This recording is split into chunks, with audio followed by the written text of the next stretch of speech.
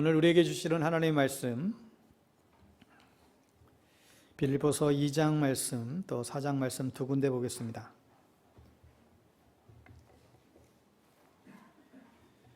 빌립보서 2장 신약성경 319면 빌립보서 2장 1절에서 5절 그리고 빌립보서 4장 2, 3절 이어서 보도록 하겠습니다. 우리 찾으셨으면 자리에서 일어나셔서 빌립보서 2장 1절부터 교독하여 함께 읽습니다. 그러므로 그리스도 안에 무슨 권면이나 사랑의 무슨 위로나 성령의 무슨 교제나 긍휼이나 자비가 있거든 마음을 같이하여 같은 사랑을 가지고 뜻을 합하며 한 마음을 품어 아무 일에든지 다툼이나 허용으로 하지 말고 오직 겸손한 마음으로 각각 자기보다 남을 낮게 여기고 각각 자기 일을 돌볼 뿐더러 또한 각각 다른 사람들의 일을 돌보아 나의 기쁨을 충만하게 하라. 같이 읽습니다. 너희 안에 이 마음을 품으라. 곧 그리스도 예수의 마음이니. 아멘. 우리 4장 2절 3절 한 목소리로 같이 읽습니다. 2절 3절 시작. 내가 유오디아를 권하고 순두개를 권하노니 주 안에서 같은 마음을 품으라. 또 참으로 나와 멍에를 같이 한 내게 구하노니 복음에 나와 함께 힘쓰던 저 여인들을 돕고 또한 클레멘드와 그 외에 나의 동역자들을 도우라. 그 이름들이 생명책에 있느니라. 아멘. 오늘은 피할 수 없는 갈등을 어찌할꼬 이런 제목으로 하나님의 말씀 나누겠습니다. 코로나 사태가 계속 진행되면서 가장 마음을 졸이고 안타까워하는 많은 사람들이 있겠지만 그 중에서 한 부류가 이 결혼을 앞두고 있는 예비 신랑 신부 들은 것들을 볼 수 있지요.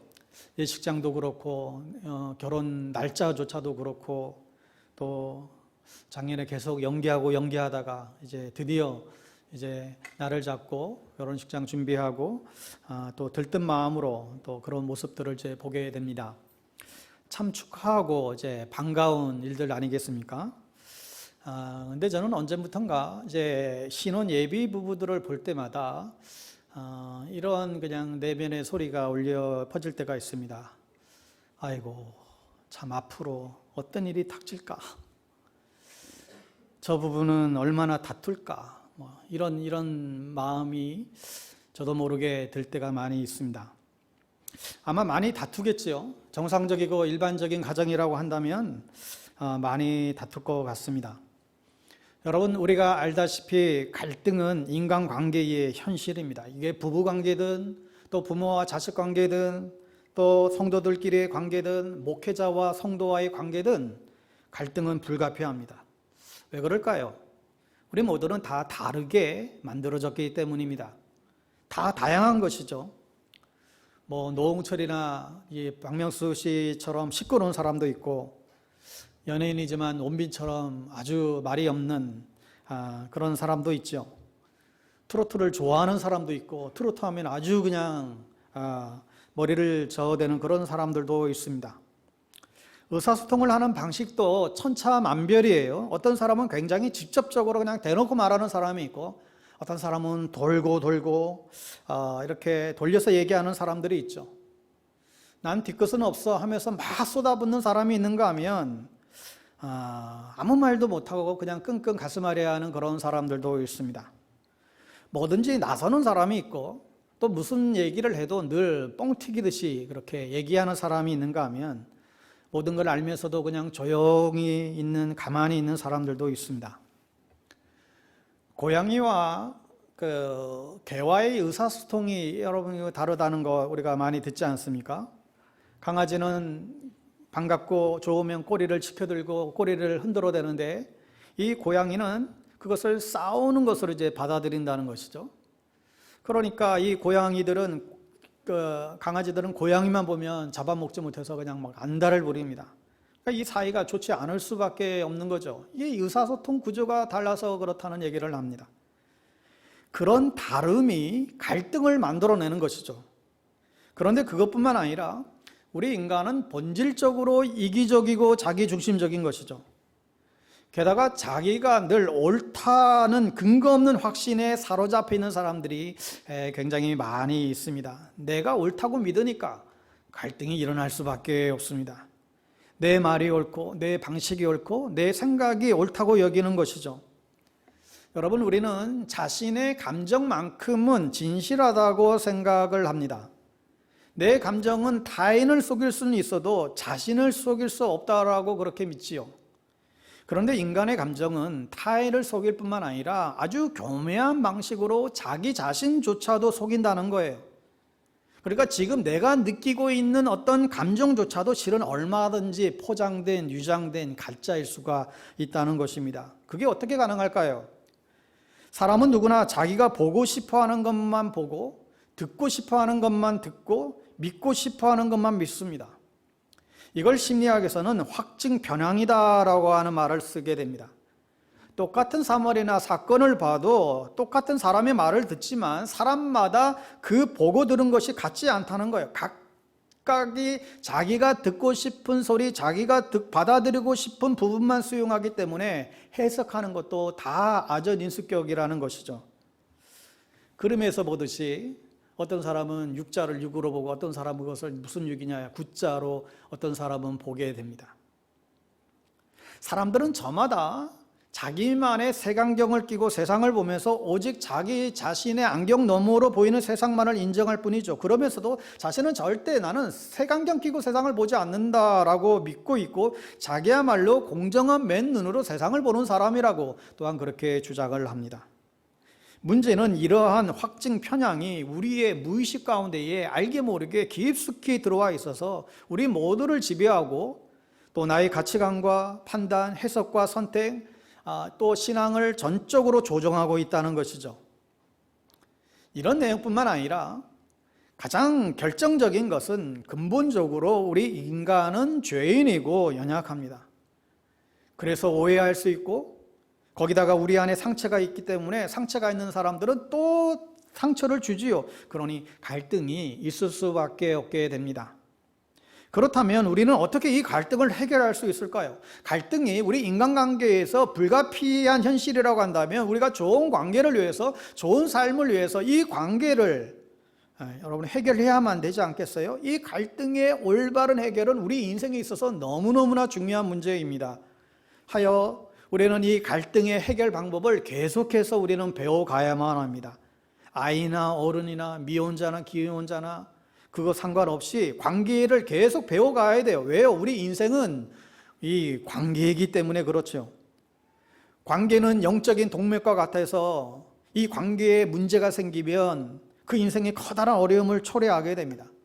갈등을 잘 해결하지 않으면 본인도 힘들고 또 여러 사람들이 힘들게 되죠. 사실 직장 생활이 우리가 힘들다고 하지만 어떻게 보면 직장 생활의 그 업무나 그 일이 힘들다기보다는 직장에서의 관계 때문에 힘든 경우들이 사실 태반입니다. 관계의 갈등이 심해서 힘든 것이죠. 그러니 우리의 삶의 행복과 불행을 좌우하는 결정적인 것이 관계라는 것입니다. 우리는 흔히 관계를 말할 때 서로가 다 잘 때는, 서로가 다 이기는, 서로가 다 좋은 그런 윈윈하는 그런 관계를 우리는 추구하게 됩니다. 가정에서나 직장에서나 다 우리가 모두가 다 좋은 것을 우리는 바라보게 되죠. 그런데 모든 관계가 다 윈윈하지는 않는 것 같습니다. 가만히 들여다보면 누군가는 이기고 누군가는 져요. 그런 관계가 있습니다. 한쪽은 늘 이기고 한쪽은 늘 이용당하고 손해보는 그런 관계가 있습니다. 그런가 하면 둘 다 명백하게 지는 경우가 있지요. 어떤 경우겠어요? 둘 다 명백하게 지는 경우는 서로가 물고 뜯고 싸우는 거예요. 어느 누구도 이기는 자가 없고 그러는 경우는 모두가 다 패자가 되는 그런 경우입니다. 여러분은 다양한 관계 가운데에서 어떻게 윈윈하고 계십니까? 아니면 여러분 관계가 너무나 어렵습니까? 사실 관계는 우리 삶에 너무너무 중요한 요소지요. 이건 우리 재산보다도 우리의 명성보다도 어쩌면 우리의 업적보다도 더 중요한 문제예요. 앞서 얘기했듯이 이것이 우리의 행복과 불행을 좌우하기 때문에 그렇습니다. 그렇다면 우리가 어떻게 이 인생을 살아가면서 어쩔 수 없이 직면하는 수많은 이 갈등의 문제들을 어떻게 건강하게 회복하고 행복한 삶을 살아갈 수 있을까요? 오늘 우리는 빌립보서를 통해서 이 갈등 해결의 실마리를 우리는 제공받게 됩니다. 먼저 빌립보서 2장 2절에서 4절에 보시면 아마 교회 안에서 또 사역함에 있어서 성도 간에 어떤 모든 일에 원망과 불평이 있었다는 것을 이제 보게 됩니다. 그래서 바울은 2절에 보면 먼저 같은 생각을 하라 했습니다. 같은 생각을 해라. 여러분, 이 말은 같은 생각, 모든 면에서 나랑 똑같은 생각을 해. 여러분, 그것은 뭐 결코 있을 수가 없죠. 어떻게? 공산당주의도 아니고 이건 가능하지도 않습니다. 너랑 나랑 똑같은 생각을 하자. 이 지금 바울의 말은 어떤 면에 있어서 시각이 같아야 된다는 거예요. 세상을 바라보고 인생을 바라보고 또 삶에 대해서 또 내가 소중하게 여기는 것에 대해서 동일한 사고방식을 가져야 한다는 것입니다. 말하자면 기본적인 세계관과 가치관을 함께 공유하라는 것이죠. 여러분, 부부 사이에도 가치관이 다르면요, 여러분 살아가는데 굉장히 힘들어집니다. 한 사람은 이 세상에 신이 있다라고 믿고 있고 또 한 상대방은 이 세상에 신이 존재하지 않다라고는 무신론자입니다. 우리가 사는 삶이 다가 아니라 정말 우리가 믿고 또 우리가 죽어도 우리는 계속해서 살아갈 수 있고 천국과 지옥이 분명히 있다라고 믿는 사람이 있는가 하면 무슨 소리냐, 사람 눈에 보이는 게 전부지, 모든 영생과 영혼에 대해서 전적으로 부정하는 사람들이 있죠. 그러니까 예를 들면 그렇습니다. 이러한 두 사람이 어떻게 진정한 한 팀이 되고 속으로 깊은 교감을 이루며 살아갈 수 있겠어요? 그래서 혹자는 부부는 서로를 바라볼 뿐만 아니라 같은 곳을 바라볼 수 있어야 된다 말을 하는 것입니다. 그래야 동일하게 깊은 공감대가 형성이 되고 자녀들에게 혼란을 주지 않게 되고, 그래서 같은 신앙을 가진 사람과 결혼을 하는 것이 그만큼 중요하다는 거예요. 왜 달리 믿는 사람, 같은 신앙인들과 결혼을 해야 하라고 그렇게 권면하는 것입니까? 여러분, 영이 다른데 사실 쉽지가 않은 부분들이 너무나 많이 생기게 됩니다. 바울이 제시한 하나 되는 요소는 첫 번째, 같은 생각이에요. 같은 이 세계관이죠. 가치관이죠. 그런가 하면 같은 사랑을 가지라고 말하고 있습니다. 이것은 예수님의 아가페 사랑을 말하는 것입니다. 그냥 감정적인 사랑이나 정욕적인 이기적인 사랑이 아니죠. 바울이 말하는 사랑은 세상의 이기적이고 정욕적이고 충동적인 사랑을 말하는 것이 아니라 이타적이고 헌신된 사랑, 예수님의 그 사랑, 예수께서 우리를 사랑하신 그 아가페의 사랑을 품으라고 권면하고 있습니다. 그리고 더 나아가서 이기적인 욕망을 버리고 이타적인 자세로 상대방을 바라보라는 것이죠. 여러분, 3절 4절을 한 번 더 읽어보겠습니다. 무슨 일을 하든지 경쟁심이나 허영으로 하지 말고 겸손한 마음으로 하고 자기보다 서로 남을 낮게 여기십시오. 또한 여러분은 자기 일만 돌보지 말고 서로 다른 사람들의 일도 돌보아 주십시오. 세 번역으로 읽어드려야 되는데, 여러분, 참 말은 쉬운데 이게 쉬운 게 아니죠. 바울은 이기적인 욕구를 쫓지 말고 겸손한 자세로 자기보다 남을 낮게 여기라고 권면합니다. 이게 어떻게 가능할까요? 우리가 성령 안에서 내 자신이 얼마나 죄인인가를 확실하게 깨닫고 정말 내 안에 얼마나 더러운 게 많은지, 내 안에 얼마나 위선적이고 추잡한 게 많은지, 그런 내 자신의 죄인됨을 깨닫게 될 때에 비로소 우리가 그리스도 안에서 남을 낮게 여기고 그를 귀하게 여기게 되게 됩니다. 여러분, 우리가 관계의 어려운 가운데에 생기는 중요한 요인 가운데 하나는 우리가 상대를 존중하지 않기 때문에 그렇습니다. 여러분, 우리가 서로 친해지는 것하고 서로 함부로 대하는 것하고는 굉장히 다른 문제죠. 굉장히 친한 것과 그냥 함부로 막 대하는 것과는 굉장히 다른 이야기입니다. 부부간에도 사랑이 식은 것은 서로 존중하지 않고 서로 막대하기 때문인 거 아니겠어요? 연애할 때는 정말 간도 쓸개도 다 빼줄 것처럼 그렇게 하더니 점차 금세 이제 서로에 대한 존중심이 사라져버리고 서로 막대하는 거예요. 그러다 보니까 마음이 점점 어려워지기 시작하죠. 사실 부부는 가장 가까운 사이지만 가장 상처를 많이 주고받는 그런 사이이기도 합니다. 왜 그럴까요? 그 이유 중에 하나는 서로 존중하지 않기 때문에 그렇습니다. 여러분, 가까운 사람일수록 다른 사람을 존중할 수 있어야만 합니다. 부부 자식 간의 관계도 그렇고 부부 간의 관계도 그렇고 성도들과도 동일합니다. 서로를 낮게 여기는 이 존중심을 우리가 잃지 말아야 하겠습니다. 한국 문화에서는 나이 어린 사람을 아주 좀 무시하고 경시하는 경향이 있지 않습니까? 근데 이거는 정말 잘못된 것입니다. 서로가 다 인격체지요. 교회 안에서도 너무 친해지면 나이 어리다고 너무 그냥 함부로 자칫하면 이제 대할 수도 있습니다. 여러분, 우리가 조심하고 서로 존중할 수 있어야 됩니다. 이제는요, 세상이 달라졌어요. 세상이. 제1야당의 대표가 36살의 청년이 됐습니다. 교회에서도 이제 영향을 이제 받는 것 같아요. 점차 이제 세대 교체 바람이 계속 불어닥칩니다. 이 영향을 많이 주고 있어요, 이게. 바울은 이타성의 특징에 대해서 남을 낮게 여길 뿐만 아니라 자기 일만 신경 쓰지 말고 이제 다른 사람들의 일도 좀 돌보라 또 권면하죠. 자기 관심사에만 제한하지 말고 상대의 관심에도 주의를 기울이라는 거예요. 알다시피 우리 인간 사람들은 저마다 다 자기 중심적이고 이기적입니다. 그렇지 않은가요? 우리가 흔히 이런 얘기를 하잖아요. 단체 사진, 우리가 단체 사진을 볼 때 제일 먼저 누구를 찾습니까? 자기 얼굴을 찾습니다.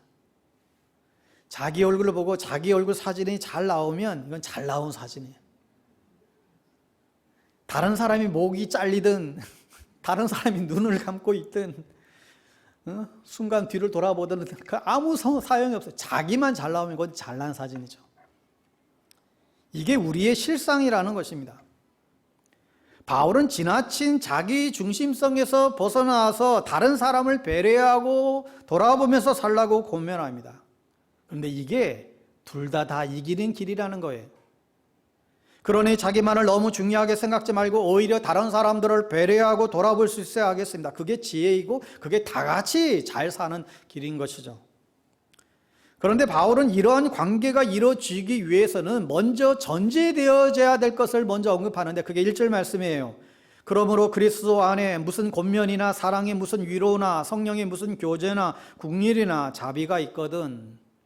다시 말하면 그리스도 안에서 이런저런 경험들이 여러분 안에 있을 때 그러한 건강한 윈윈하는 그런 관계가 가능하다는 거예요. 그게 뭐예요? 먼저 위로부터 받는 격려예요. 그런가 하면 하나님께서 주시는 사랑의 위로예요. 성령님과 함께하는 그런 친밀한 교제지요. 그리고 주님이 주시는 자비로운 그런 연민의 정의예요. 너무너무 중요한 것들이죠. 격려, 사랑의 위로, 교제, 긍휼, 자비, 우리에게 너무나 얼마나 필요한 것들입니까? 하나님이 우리에게 주시는 그런 사랑의 모습들이에요. 때로는 치어리더처럼 격려해 주시고 때로는 사랑하는 연인처럼 우리의 마음을 위로해 주시고 때로는 허물없는 친구처럼 우리에게 정말 가까이 다가오셔서 교제해 주시고 때로는 부모님처럼 자식을 향한 그런 연민의 정처럼 그렇게 긍휼을 베풀어 주시고 우리가 서로 윈윈하는 그런 관계가 되려면 우리는 먼저 하나님으로부터 이러한 것들을 받아서 누릴 수 있어야 된다는 거예요. 다시 말해서 하나님으로부터 내려오는 은혜로 내 마음이 채워지고 그것으로 무장되어야만 한다는 것이죠. 여러분, 우리가 종종 관계에 실패하는 것을 보면 우리가 그 모든 상황을 승리로 이끌 만한 내적인 자원이 없기 때문이라는 것입니다. 사랑도 사랑을 받아본 사람이 사랑을 합니다. 그런데 내 안에 없는데 내가 받은 사랑이 없는데 이걸 사랑을 어떻게 이걸 누구에게 주겠습니까? 우리는 내 안에 없는 것을 사실 줄 수가 없는 것이죠. 우리가 예수 그리스도를 통해서 주시는 하나님의 아가페 이 사랑을 이 무한한 사랑을 우리가 경험하고 그 사랑으로 우리의 마음을 우선적으로 채워져야만 합니다.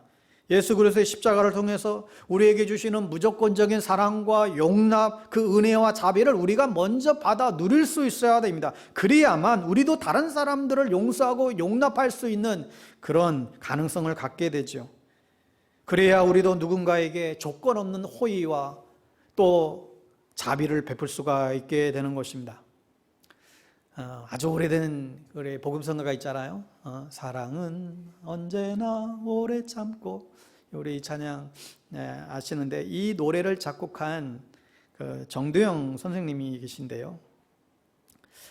이 노래를 쓰여진 그 배경을 이제 뭐냐면, 이 분은 부부 사이가 정말 너무너무 안 좋아서 거의 뭐 이혼 직전까지 이제 갔다고 그래요. 그때 마침 주변에서 마지막으로 마침 교회에 부흥회가 있는데, 그 교회 부흥회 한번 좀 참석하고, 그리고 나서 그 해도 늦지 않게 않느냐, 주변에서 하도 그렇게 권유를 해서 교회를 안 다녔던 사람들인데 교회를 그렇게 가게 됐다고 합니다. 그리고는 두 부부가 서로 멀찌김치 따로따로 앉아서 그 이제 집회에 참여하게 되는데, 그때 정말 하나님의 은혜가 임해서 은혜를 충만히 받은 거예요. 주님의 십자가 사랑을 경험하게 된 거예요. 야, 하나님의 아들이신 분이 예수신데 그 독생자를 주기까지 하나님의 그 무조건적인 사랑과 그 용서로 내가 구원받았구나. 거기서 복음의 내용을 듣고 그들이 회개하고 치유하고 회복이 일어났어요. 그리고 극적인 화해가 이루어졌고, 그리고 그 결과로 이 찬송이 만들어졌다고 합니다. 사랑은 언제나 오래 참고. 여러분, 우리가 윈윈하는 서로가 다 잘 되는 관계를 누리려면 예수 그리스도 안에서 먼저 이 사랑을 받아야 돼요. 십자가 사랑을 경험하고 우리의 심령이 거듭나야 된다는 것이죠. 그래서 복음이 이론이 아니라 복음이 실제가 나에게 되어야 한다는 것입니다. 여러분, 우리가 관계를 잘 맺기 위해서는 무엇보다도요, 그래서 예수를 잘 믿어야 돼요. 정말 예수를 잘 믿고 예배 잘 드리는 그런 인생이 되어야 하는 것이죠. 저 사람은 성격은 아주 까칠한데 신앙은 좋대. 틀린 말입니다. 저 사람은 아주 이기적인데 믿음 생활 굉장히 잘하는데, 틀린 말입니다. 신앙이 좋으면 성격도 좋아져요. 적어도 좋은 성격을 가지려고 부단히 노력하게 됩니다. 믿음 생활을 잘하면 결코 이기적이 될 수가 없습니다. 그러니까 예수 잘 믿으면 모든 관계가 좋아져야만 정상이지요. 하나님과 나와의 관계가 좋으면 나 자신과도 평화를 누리고, 그로 인해서 다른 사람과의 관계도 좋아질 수밖에 없어요. 그게 가장 근본적인 처방이지요. 뿐만 아니라 날마다 그리스도 안에서 주시는 하나님의 사랑의 위로를 우리가 경험하고 성령과의 교제를 누릴 뿐만 아니라 주님의 자비로운 긍휼을 우리는 맛볼 수 있어야 된다는 것입니다. 하나님이 주시는 그 은혜와 사랑으로 우리의 심령이 충만히 채워지고 무장될 때에 우리 마음이 부드러워지고 우리 안에 있는 그런 상처들이 치유되고 또 사랑이 싹트고 또 다른 사람들을 돌아볼 수 있는 그런 여유가 생기게 됩니다. 그제야 주님이 나를 격려했듯이 나도 누군가를 격려할 수 있게 되겠죠. 주님이 나를 위로해 주었듯이 나도 이제 더 어려운 이웃들을 위로할 수 있는 사람이 되는 것이죠. 주님이 나를 받아주었듯이 우리도 누군가를 받아주고 또 교제하게 되는 것입니다. 사도 바울은 4장으로 넘어와서 마지막 권면의 말씀을 하게 되는데, 근데 그 마지막 권면의 말씀을 하기 전에 오늘 2절, 3절 말씀이 중간에 또 삽입되어져 있습니다. 여러분, 빌립보서 4장 2절, 3절 우리 세 번역 말씀으로 한번 띄워주시겠어요? 4장 2절 3절 우리 같이 읽겠습니다. 시작. 나는 유오디아에게 권면하고 순두교에도 권면합니다. 주님 안에서 같은 마음을 품으십시오. 그렇습니다. 나의 진정한 동지여 그대에게도 부탁합니다. 이 여인들을 도와주십시오. 이 여인들은 클레멘트와 그 밖에 나의 동역자들과 더불어 복음을 전하는 일에 나와 함께 애쓴 사람들입니다. 그들의 이름은 생명책에 기록되어 있습니다. 여기 보면 두 성도의 이름이 언급되어지는데, 바로 유오디아와 순두계, 집사님인지 권사님인지 모르겠지만 이분에 대한 정보들이 많지는 않지만 어쨌든 이 두 여성도의 갈등이 일어난 것입니다. 분명한 건 서로 어떤 문제로 불화하고 있다는 사실이에요. 그런데 사도 바울이 지금 전체 교회를 향해서 전체적으로 드리는 이 편지에, 공적인 편지에서 이 두 사람의 이름까지 언급을 하면서 이것을 쓰는 거 보니까 바울이 이것을 굉장히 심각한 문제로 받아들인 것이죠. 바울은 이 두 사람의 어느 편도 들지 않으면서 그저 주 안에서 같은 마음을 품으라고 우선적으로 권면합니다. 여기서 같은 마음이라고 하는 것은 우리가 앞에서 2장 2절에서 보았던 그 마음을 같이 하라는 것이에요. 자기보다 남을 낮게 여기고 다른 사람을 돌아보고 누군가를 섬기기 위해서 자기 것을 포기하는 게 이게 그리스도의 마음이다. 바울은 두 사람에게 그리스도의 마음을 품으라고 권면합니다. 바울은 어떤 갈등의 이슈가 된 그것이 옳고 그름을 지금 얘기하지 않고 그것을 떠나서 자신들의 마음을 살피라는 거예요. 일반적으로 갈등이 일어나는 것은 옳고 그름의 문제보다 어쩌면 그 마음의 자세와 태도의 문제 때문에 그 갈등이 일어나고 그것이 더 증폭되는 경우들이 훨씬 더 많습니다. 잘못된 마음의 태도나 그 자세가 갈등을 만들거나 그걸 확산시키는 것이죠. 그러나 우리 예수님은 그렇지 않았습니다. 그분은 인간관계에서 자신의 자존심을 내세우거나 아니면 자기만을 생각하는 자기중심적인 태도를 그렇게 그것으로 사람들에게 접근하지 않으셨죠. 오히려 그분은 하나님의 아들임에도 불구하고 자신을 낮추고 손해보고 희생하고 양보하며 모든 것을 하나님의 뜻에 맡기며 참으셨습니다. 예수님이 십자가에 달려 죽으실 때도 얼마나 말도 안 되는 그런 일들을 그는 당하셔야만 했습니까? 그러나 그분은 그거 하나하나 시시비비 따지지 않고 그냥 참으셨어요. 올해는 이런 주님의 마음을 우리는 가질 필요가 있습니다. 여러분, 그리스도 마음을 달라고 우리는 기도해야만 합니다. 우리에게 이 마음이 필요하다는 거예요. 그리고 성령의 도움을 받아서 그 마음을 매일같이 가꾸어 나갈 때 그 갈등을 해결해 나갈 수가 있게 됩니다.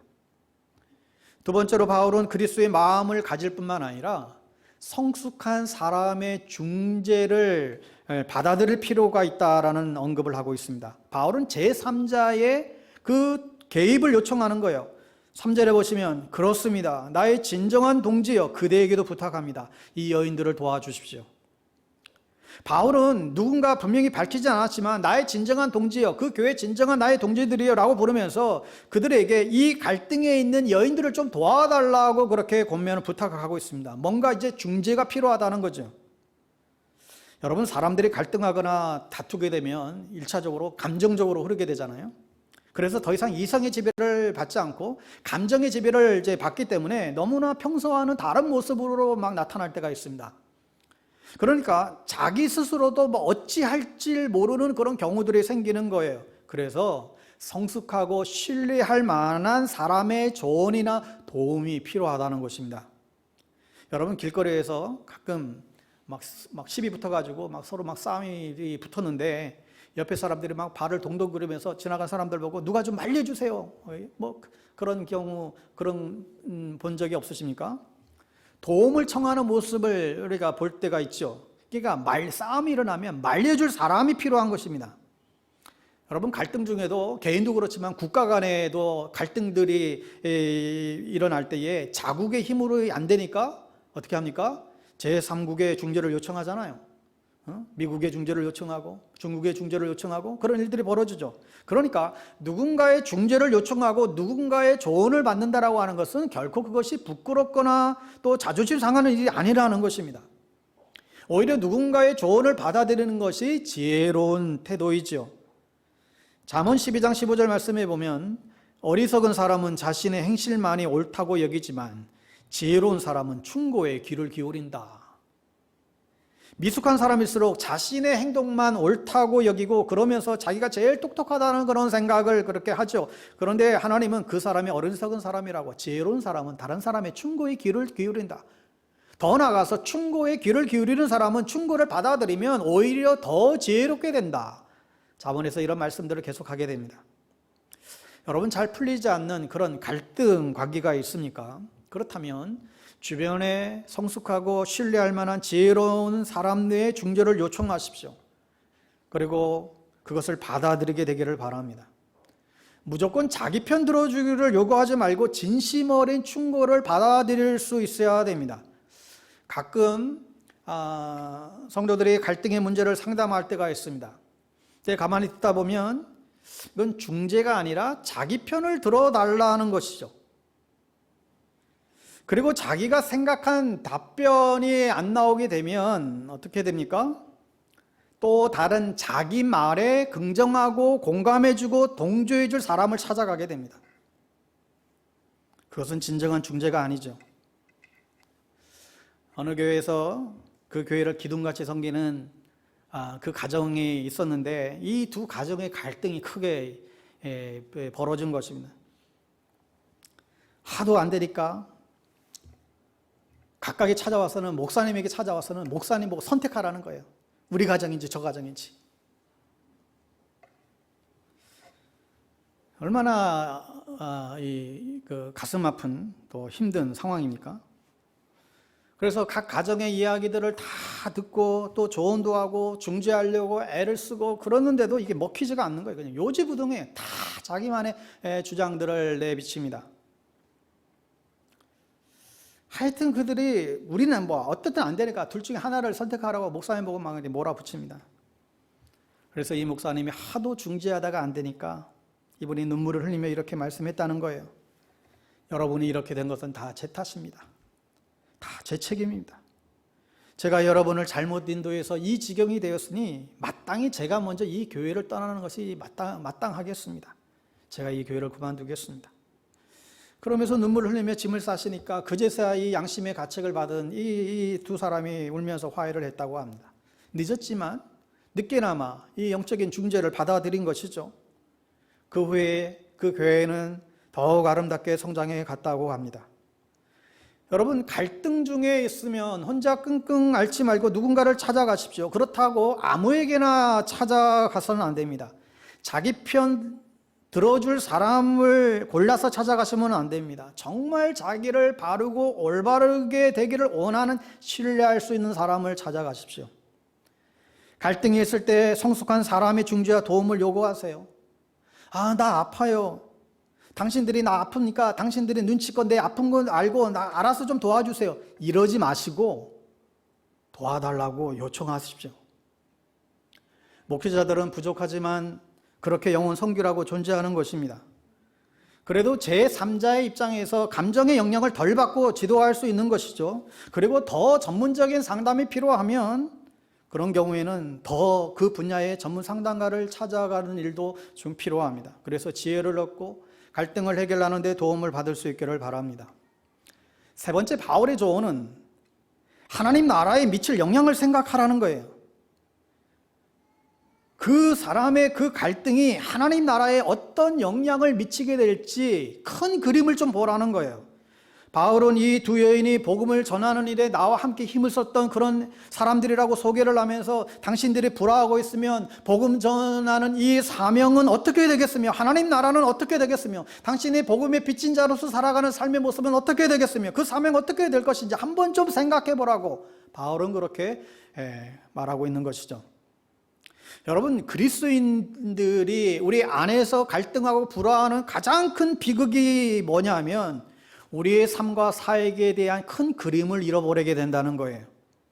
지극히 사소하고 개인적이고 좁은 그 문제에 매달려서 시비를 가지고 옳고 그름을 따지고 거기에 함몰되다 보면 정작 하나님이 우리 가운데 주신 사명과 그 인생의 의미, 정말 우리가 그래야 될 큰 그림들을 다 놓쳐버리게 된다는 것입니다. 여러분, 가끔 그 운동 경기에서 같은 편끼리 다투는 모습들 볼 때 있지 않습니까? 아니, 지금 상대방과 싸워야 되는데 같은 편끼리 막 싸워요. 예전에 뭐 손흥민도 페널티킥 앞두고 나멜란가 서로 차겠다고 막 그 공 뺏고 막 그때 어떤 생각이 드십니까? 같은 편끼리 싸우면 이게 남들 보기가 얼마나 흉한지 모릅니다. 야, 지들끼리 싸우고 있네. 여러분, 우리의 원수는 부부가 아니고 성도가 아니고 목사가 아니고 사단의 공중무쇠 잡은 공격하는 저 어둠의 영들, 악한 영들이에요. 우리의 대적은 우리가 갈등 중에 있으면 우리의 본연의 사명을 잃어버리게 됩니다. 그러니까 우리가 추구해야 될 하나님 나라의 확장에 오히려 해를 끼치는 결과를 초래한다는 사실을 우리가 유념하셔야 됩니다.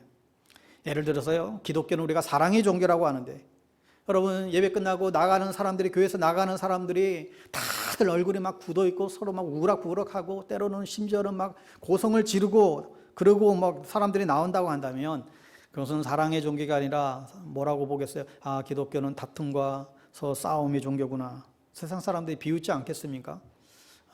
그런 교회에 누가 오겠습니까? 사랑하는 여러분, 세상은 항시 교회를 지켜보고 있다는 사실을 우리는 늘 생각해야 합니다. 누구든지 갈등 가운데 있으면 그것이 하나님 나라를 향한 내 사명에 어떤 영향을 초래하게 될지 우리가 늘 생각하고 그 갈등 해결에 우리가 최선을 다할 수 있어야 됩니다. 창세기 13장에 보면 아브라함과 조카 롯의 갈등의 그 장면이 나와요. 창세기 13장 7절에서 9절 말씀 우리 그냥 함께 우리 화면 보면서 같이 읽겠습니다. 아브라함이 짐승을 치는 목자들과 롯의 집짐승을 치는 목자들 사이에 다툼이 일어나곤 하였다. 그 땅에는 가나안 사람들과 브리스 사람들도 살고 있었다. 아브라함이 롯에게 말하였다. 너와 나 사이에 그리고 너희 목자들과 나의 목자들 사이에 어떠한 다툼도 있어서는 안 된다. 우리는 한 핏줄이 아니냐. 내가 보는 앞에 땅이 얼마든지 있으니 따로 떨어져 살자. 내가 왼쪽으로 가면 나는 오른쪽으로 가고 내가 오른쪽으로 가면 나는 왼쪽으로 가겠다. 아브라함이 이 조카 롯과의 땅을 가지고 이제 갈등의 문제가 생겼을 때 아브라함이 취한 행동이 뭐예요? 자기가 손해를 보더라도 이 갈등을 해결해야 되겠다라고 생각을 하고 조카 보고 야, 네가 먼저 좋은 땅 네가 먼저 선택해.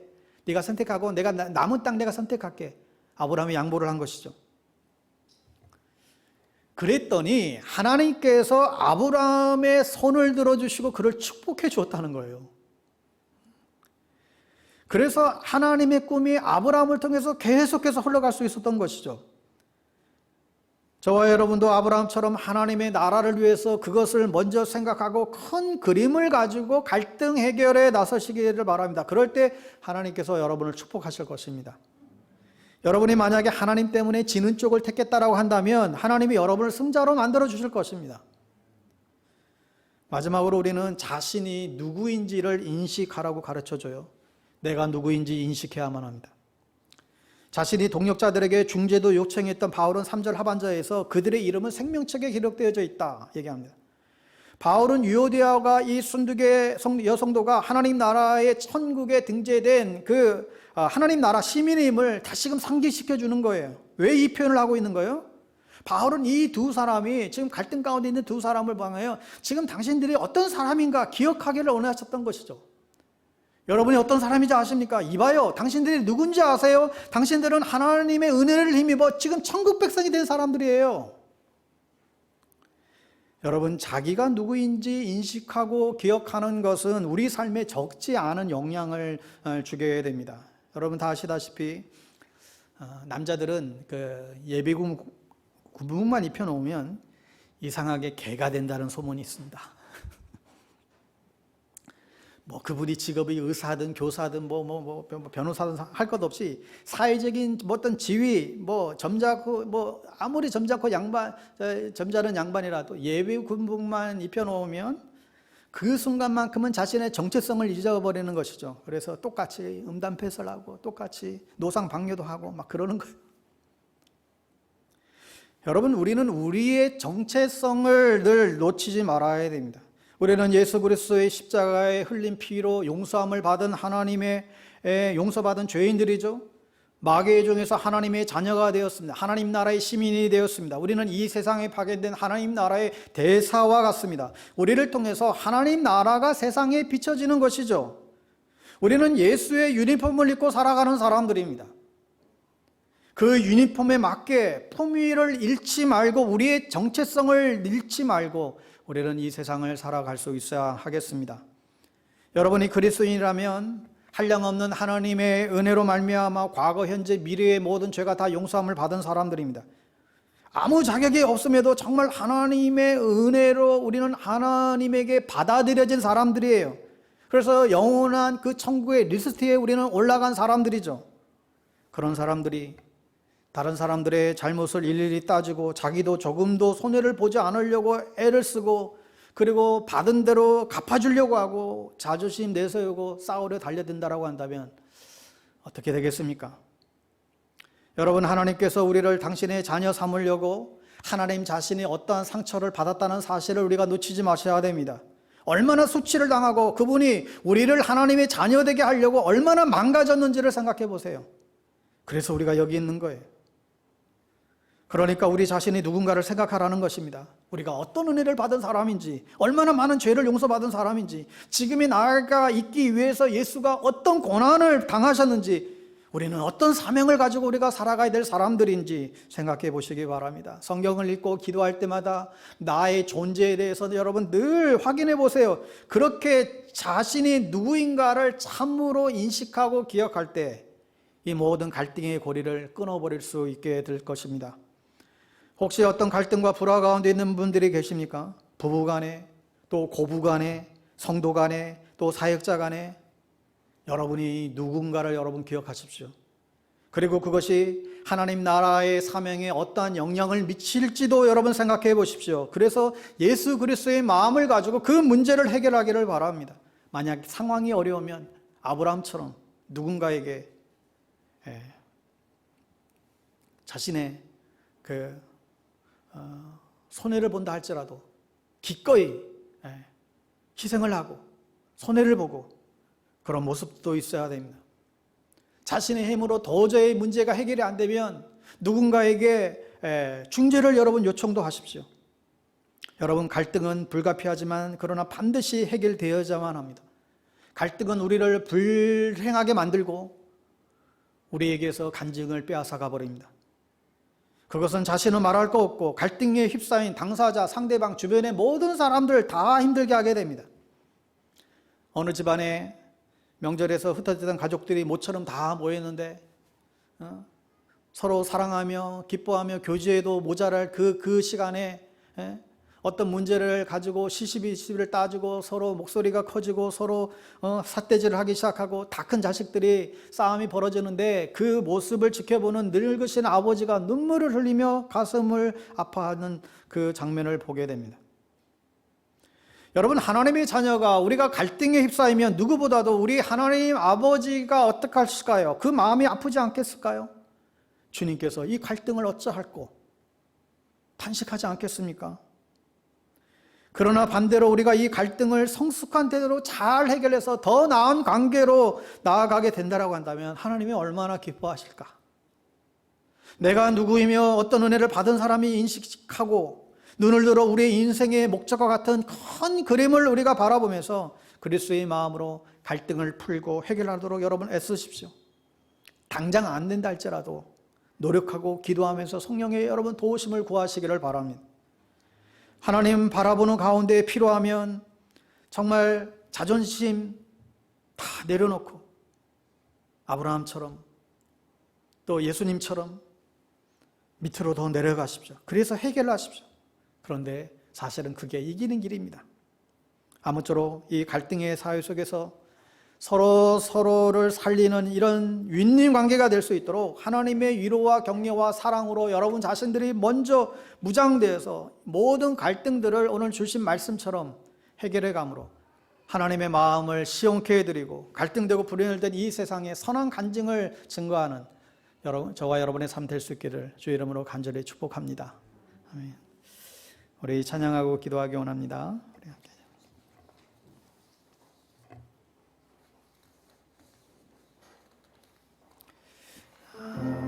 우리 아주 오래된 찬양인데 그래도 우리 마음의 고백 담아서 이 찬양 같이 동일한 마음으로 찬양했으면 좋겠습니다.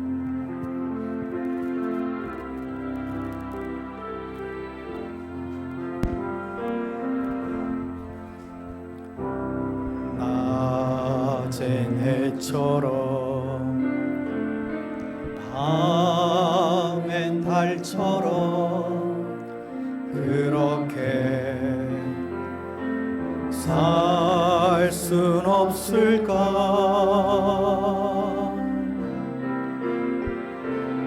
욕심도 없이 어두운 세상 비추어 온전히 나를 위해 살듯이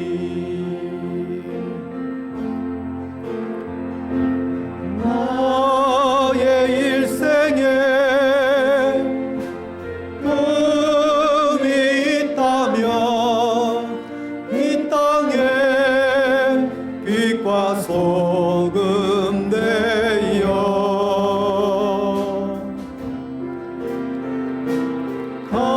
가난한 영혼 지친 영혼을 주님께 인도하고픈데 나의 욕심이 나의 못난 자가 언제나 커다란 짐되어 나를 짓눌러 마음을 공곡해 하니 예수여 나를 도와주소서. 예수님처럼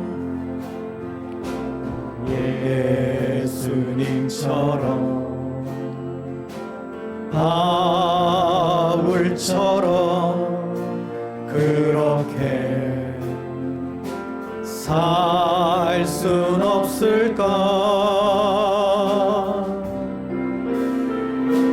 남을 위하여 당신들의 온몸을 온전히 버리셨던 것처럼 주의 사랑은 베푸는 사랑 값없이 거저주는 사랑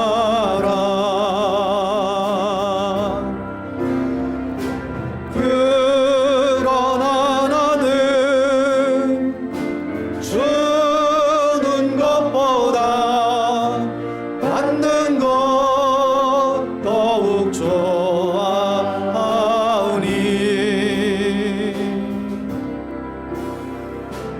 나의 입술은 주님 닮은 듯하나 내 마음은 아직도 주하여 아들 사랑만 계수하고 있으니 예수여 나를 도와주소서.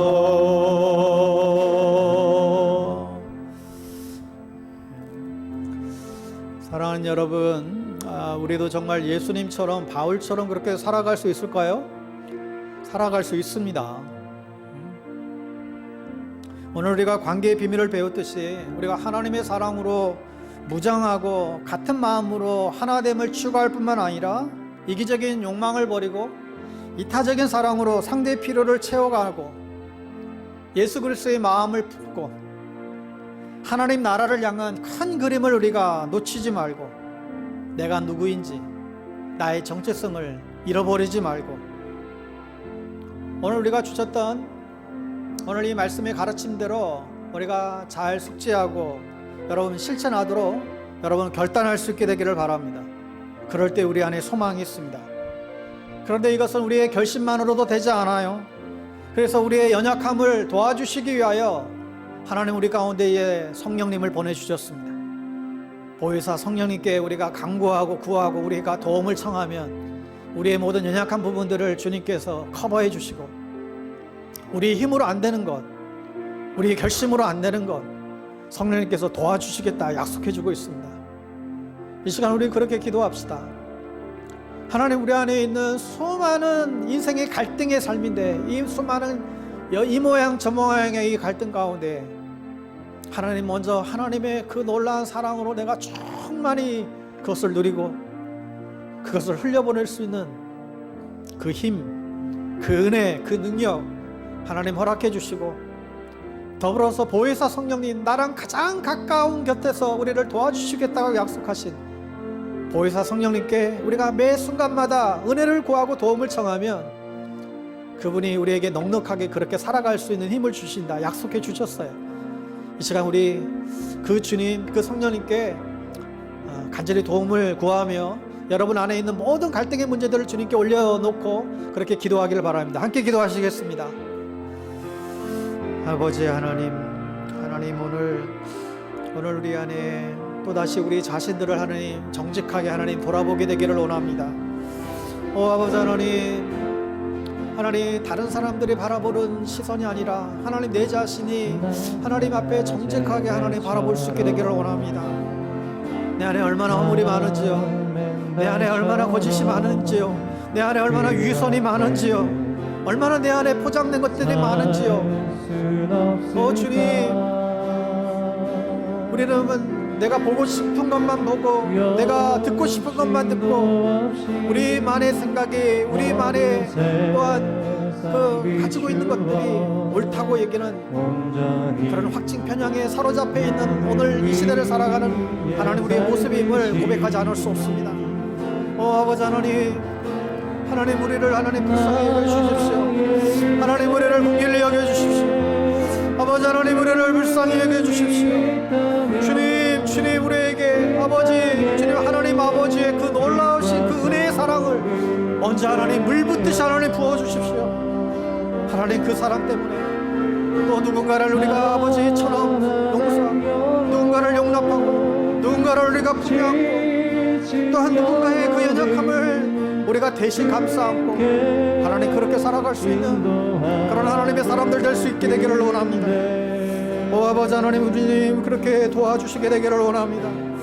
주님 우리 모두를 서로 존귀하게 하게 하시고 십자가에서 자기 생명 내어주시기까지 모든 것 내어주신 그 주님의 사랑 우리가 놓치지 않게 해주시고 성령을 통하여서 날마다 하나님 우리의 마음을 새롭게 하시고 우리를 덧입게 해주셔서 주님 나만이 아니라 서로가 다 살 때는 함께 더불어서 승리하는 그런 기쁨들을 우리가 누릴 수 있도록 주님 은혜를 더하여 주시옵소서.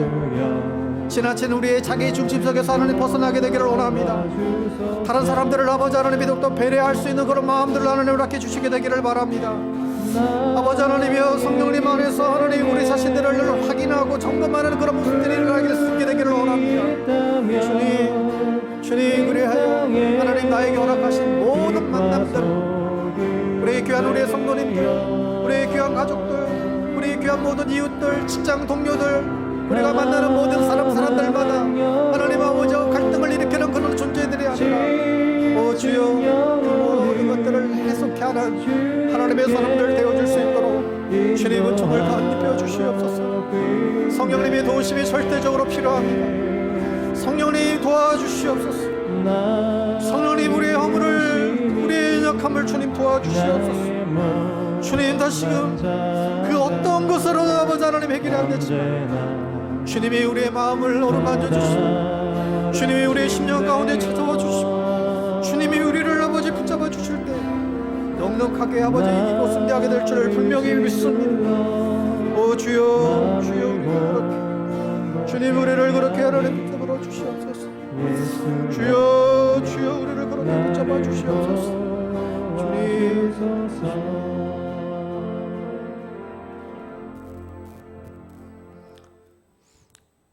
자비하신 주님 오늘도 이 세상 이 갈등의 이 세상 속에 살아가는 저희들에게 하나님의 음성을 하나님 들려주셔서 감사합니다. 하나님의 사랑과 은혜로 먼저 내 영혼을 채우게 하시고 모든 갈등을 이겨내는 근원적인 힘을 날마다 누릴 수 있도록 하나님 은혜를 덧입혀 주시옵소서. 이기적인 욕망과 자기 중심성을 버리고 이타적인 자세로 상대를 바라보게 하시고 다른 사람들을 존중히 여기고 그렇게 관계의 꽃을 피워가는 저희들 되게 하여 주시옵소서. 예수 그리스도의 마음을 품기를 원합니다. 하나님 나라의 큰 그림을 우리가 놓치지 않게 하시고 나의 정체성을 매 순간 잃지 않도록 하나님 자녀에 된 이 신분을 이 품위를 잃지 않고 살아가는 정말 주님 보시기에 정말 그 마음을 기쁘게 해드리는 하나님의 사람들 되게 하여 주시옵소서. 주님 아무리 우리가 마음의 결심을 하고 결단을 한다 할지라도 하나님, 결코 결심만으로 되어지지 않는 것을 또한 우리가 압니다. 성령님의 도우심이 필요합니다. 절대적인 성령님의 도우심이 필요합니다. 한순간도 성령님 저희를 떠나지 마시고 매 순간순간마다 우리의 생각과 우리의 입술과 우리의 모든 마음, 우리의 모든 행동을 성령님이 조절해 주시고 지배하여 주시고 다스려 주셔서 이 땅이 갈등 세상이 아니라 하나님 나라의 평화로운 샬롬의 세상을 이끌어가는 주도하는 하나님의 백성된 삶 우리 모두가 살아갈 수 있도록 축복하여 주시옵소서. 예수님의 이름으로 기도드리옵나이다. 아멘. 우리 모두 자리에서 일어나셔서 찬송가 458장 1절 3절 찬양으로 예배 마치겠습니다.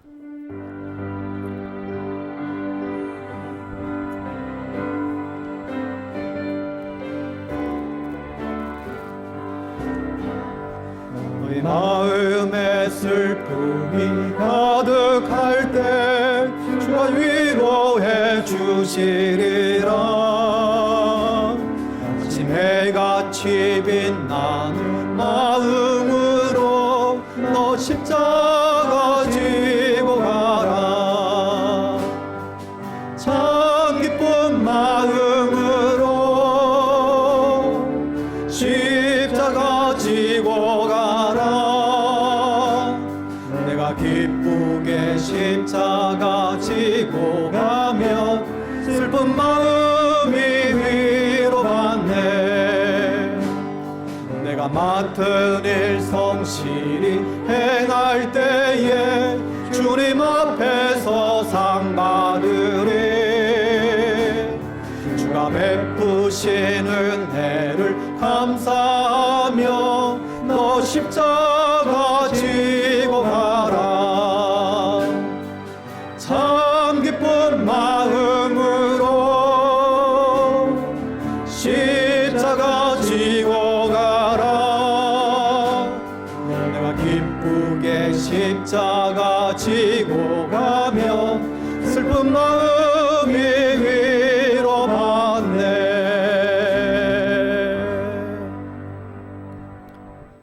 지금은 우리의 인생의 주인 되신 예수 그리스도의 은혜와 하나님 아버지의 그 끝없는 사랑하심과 성령님의 교통 역사 충만케 하심이 오늘 이 갈등의 상황 가운데에서 이 갈등 어찌할꼬 하나님의 이 탄식의 물음 앞에 오늘 주신 말씀대로 하나님의 사랑으로 먼저 우리가 가득 채우고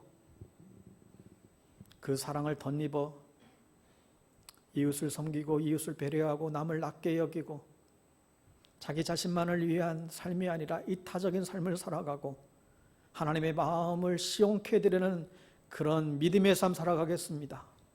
다시금 고백하며 결단하며 성령님을 도우심을 구하는 사랑하는 주의 백성들 머리머리 교회와 방배동 교회와 이 민족과 저 북녘 땅 위에 오늘도 이 모양 저 모양으로 흩어져서 예배드리는 모든 방배동 교회 우리 권속들 머리 위에 지금부터 영원토록 함께하옵시기를 간절히 축원하옵나이다. 아멘.